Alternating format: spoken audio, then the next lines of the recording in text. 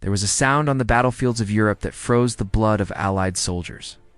It wasn't the scream of a Stuka dive bomber or the rattle of a machine gun. It was a deep, mechanical roar, the sound of a 700-horsepower engine gargling gasoline. It was the terrifying squeal of 54 tons of hardened steel crushing the earth beneath it. The Tiger. An invincible armored monster designed to rule the battlefield. It was feared as the ultimate weapon, a machine so powerful that Allied crews were told not to engage it unless they outnumbered it 4-1. But did this unstoppable steel beast actually lose Germany the war?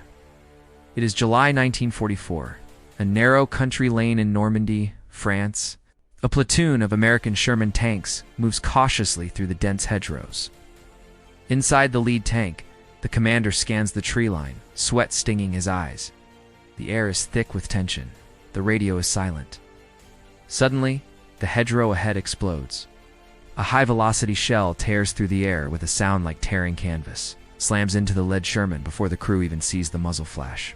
There is a metallic shriek, followed instantly by a catastrophic explosion.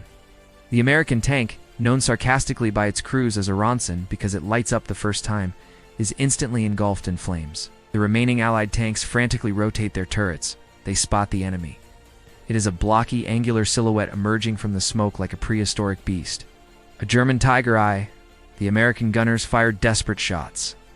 Their 75mm shells streak across the field and strike the German tank. But instead of penetrating, they simply bounce off the Tiger's thick frontal armor, sparking harmlessly into the sky like fireworks. To the Allied crews, this is not a battle. It is a horror story. They are fighting a ghost, a monster that cannot be killed. This moment, repeated thousands of times across the burning sands of North Africa, the frozen steppes of Russia, and the green fields of Europe, gave birth to the Tiger Panic. It was a psychological condition where Allied soldiers saw tigers in every shadow, attributing mythical powers to a machine made of steel and oil. For decades, history has remembered the Tiger as the apex predator of World War II. It is the tank of video games and movies, the unstoppable force. But if you strip away the propaganda and look under the engine deck, a different story emerges. Story of a machine that was arguably an engineering disaster. A weapon so complex, so expensive, and so fragile that it may have done more to bankrupt the Nazi war effort than any Allied bombing raid. This is the true story of the Tiger, the tank that won the battles, but lost the war. To understand why the Tiger was created, we must go back to the freezing winter of 1941. The German Wehrmacht had invaded the Soviet Union in Operation Barbarossa. They expected a quick victory. After all, their Panzer III and Panzer IV tanks had swept through France and Poland with ease. They believed they possessed the superior armor technology. Their doctrine was built on speed and maneuverability, the famous blitzkrieg. But outside of Moscow, near the town of Mitsensk, the Germans ran into a wall, literally, for the first time. German crews encountered the Soviet T-34 and the massive KV-1 heavy tanks. The Germans were horrified. Their standard anti-tank guns knocked politely on the Soviet armor, but refused to come in. General Heinz Guderian, the father of the Blitzkrieg, wrote in his diary about the panic that set in when German shells bounced off the sloped armor of the T-34s like pebbles. The Soviet tanks could destroy a Panzer from a mile away, while the Germans had to close 2 suicidal distances just to scratch the paint. Panic spread through the German high command. The myth of Aryan technological superiority had been shattered by Soviet steel. Hitler, furious and embarrassed, demanded an immediate solution. He didn't just want a new tank, he wanted a monster. He demanded a breakthrough tank that could dominate any battlefield, destroy any enemy at long range, and be impervious to incoming fire. The order was given with impossible deadlines. The new tank had to carry the famous 88mm anti-aircraft gun, modified for a turret. It had to carry 100mm of frontal armor, and it had to be ready for Hitler's birthday in April 1942. This rush to production, driven by ego and fear rather than sound engineering, would plant the seeds of the Tiger's eventual failure. The contract to build this super tank sparked a fierce, politically charged rivalry between 2 industrial giants, Henschel and Sons, a traditional locomotive manufacturer, and Ferdinand Porsche, the eccentric genius who had designed the Volkswagen Beetle. Porsche was a favorite of Hitler. He was an innovator, but often too radical for the realities of war. For his Tiger prototype, the Tiger P Porsche designed a revolutionary gasoline-electric hybrid drive system. It used two engines to generate electricity, which then powered electric motors to turn the tracks. On paper, it was brilliant. It eliminated the need for a gearbox. In practice, it was a disaster. During testing before Hitler, the Porsche Tiger broke down and caught fire. Its complex, copper-heavy engines were too resource-intensive. For a Germany that was already running low on raw materials, Henschel, on the other hand, took a more traditional approach. They designed a massive hull with a conventional gasoline engine. But even the safe choice was riddled with engineering nightmares. Because the tank was so heavy, eventually weighing 54 tons, double the weight of a Panzer IV. Henschel had to figure out how to distribute that weight so the tank would unsink into the mud. Their solution was the shock de Laufwerk, or interleaved road wheels. If you look at a Tiger tank, you see rows of wheels stacked behind each other, interlaced like fingers. It was an engineering marvel that distributed weight perfectly, giving the massive Tiger a smoother ride than the much lighter Sherman. It provided a stable firing platform, allowing gunners to shoot accurately, even while moving slowly. But in the mud and snow of the Eastern Front, this design was fatal. Mud would pack in between the overlapping wheels. At night, when temperatures dropped to -20, the mud would freeze solid. In the morning, the crews would wake up to find their 54-ton tank was paralyzed, the wheels frozen together like a block of concrete. To change a single inner wheel, perhaps damaged by mine mechanics, had to remove up to 9 outer wheels first. A repair job that should have taken an hour took an entire day. Henschel won the contract, but the design flaws were baked into every single Tiger that rolled off the assembly line. Interestingly, Porsche was so arrogant and sure he would win that he had already built 90 holes for his version of the Tiger before the trial even finished. When he lost, the Germans didn't scrap them.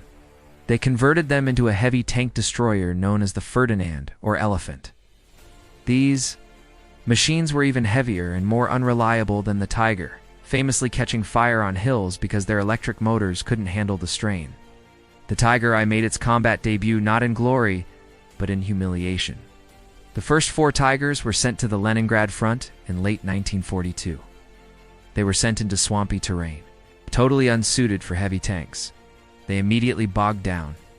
One was knocked out by Soviet anti-tank guns, and the Germans were so desperate to prevent the technology from falling into enemy hands that they tried to blow it up. They failed. The Soviets captured the Tiger, studied it, and realized exactly how to beat it. The element of surprise was lost before the tank even entered mass production. Then came the Battle of Kursk in 1943, the largest tank battle in history. This was supposed to be the Tiger's moment. Hitler delayed the entire offensive just to wait for more Tigers to be delivered. It was a fatal mistake.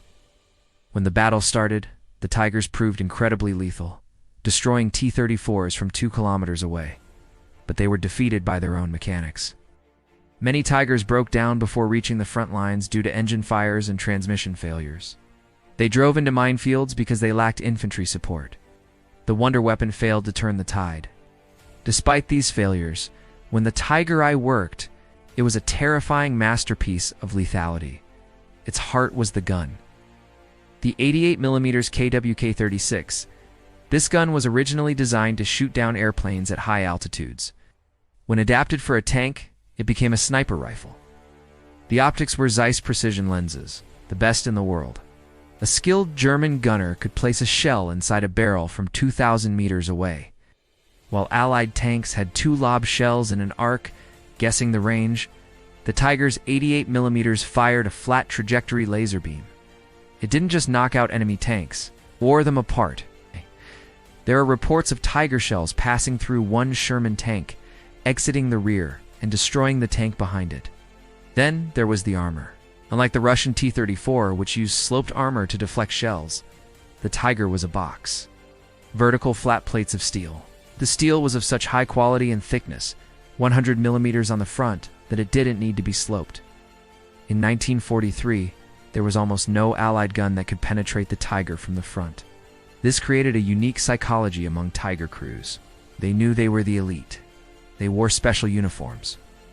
They were given the best food, and they felt invincible.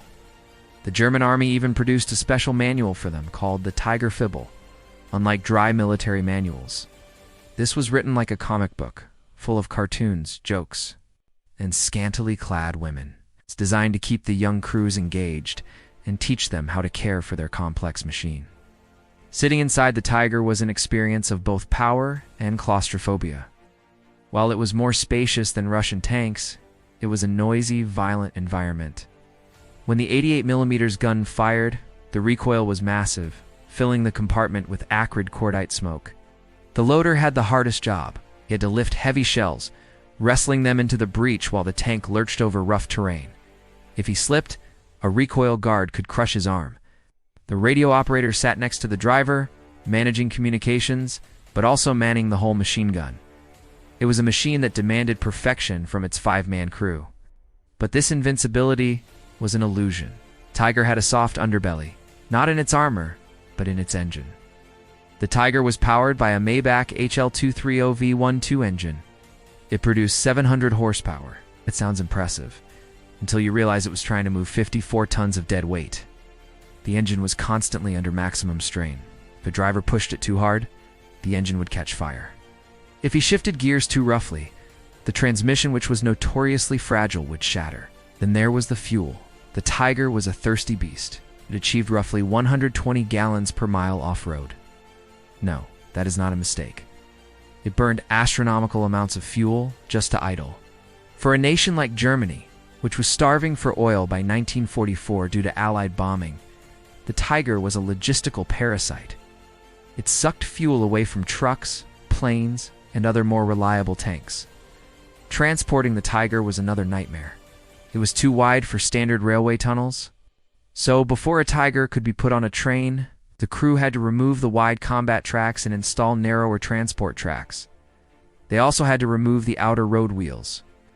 This was back-breaking work that took hours. When they arrived at the front, they had to do it all over again in reverse. Moving the tank on its own power was even worse. Most bridges in Europe simply couldn't hold 54 tons. If a Tiger tried to cross a standard bridge, it would collapse into the river. This severely limited where the tank could go. It couldn't flank enemies through small villages or across light bridges. It was tethered to heavy infrastructure. However, the Allies did not sit idly by. They developed tactics specifically to hunt the Tiger. The British mounted a massive 17-pounder gun onto a standard Sherman, creating the Firefly. This was the only Allied tank capable of penetrating the Tiger's frontal armor from a distance. German crews learned to fear the Firefly above all else, often targeting it first in any engagement. But the biggest threat wasn't on the ground. It was in the air. The Allies controlled the skies. Hawker Typhoons and P-47 Thunderbolts armed with rockets would prowl for Tigers. The Tiger's heavy armor was useless against a rocket hitting the thin roof armor. This forced the terrifying Tigers to hide in forests during the day, only moving at night, further reducing their effectiveness.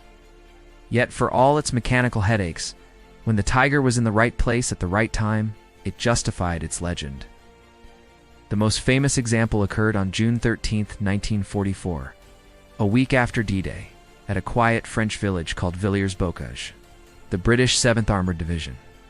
The famous desert rats who had defeated Rommel in Africa were advancing confidently. They had liberated the village and parked their tanks in half-tracks along the main road. The crews dismounted to make tea and relax, thinking the Germans were miles away. They didn't know that watching them from a nearby hill hidden in the foliage was SS Obersturmführer Michael Wittmann. Wittmann was a tank ace with over 100 kills on the Eastern Front. He commanded a single Tiger I, numbered 007. Seeing the British exposed, he didn't wait for backup. He knew that the element of surprise was his only advantage. He ordered his driver to charge. What followed was a slaughter. Wittmann's Tiger roared onto the road.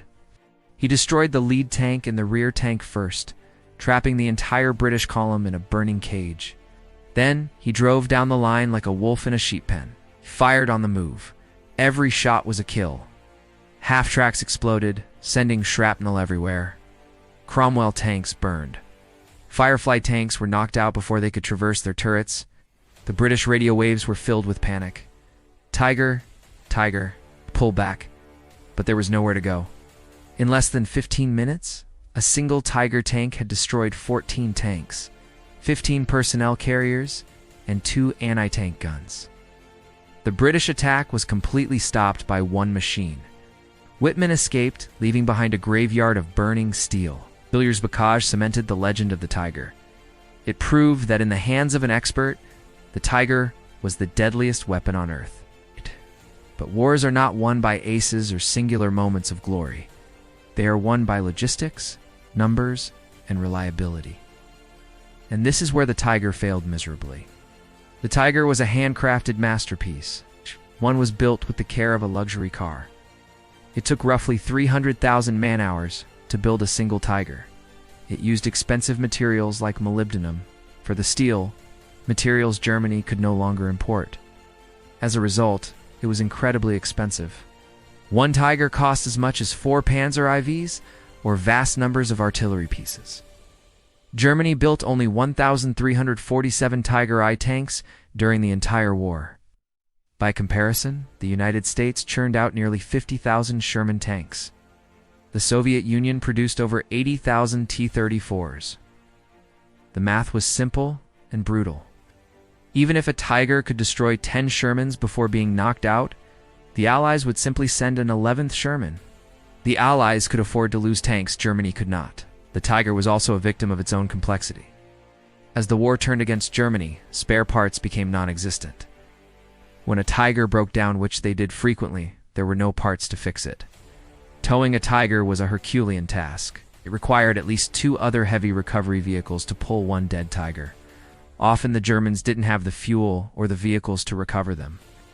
In the final, desperate days of the war, in the ruins of Berlin, the remaining Tigers fought a hopeless battle. They were dug into the rubble, used as stationary pillboxes because they had no fuel to move. They fought bravely, holding off Soviet waves for days, but eventually they were overrun. In the final year of the war, more Tigers were destroyed by their own crews than by enemy fire. Crews would run out of gas or blow a transmission gasket in the middle of a retreat. With the enemy closing in, they would place explosive charges in the engine block and the gun barrel, detonate their own precious machine, and flee on foot.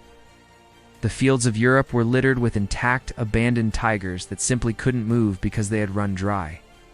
The German obsession with quality over quantity and wonder weapons had become their undoing. They had built a weapon that was too perfect for an imperfect war. So, was the Tiger I an engineering masterpiece or a strategic nightmare?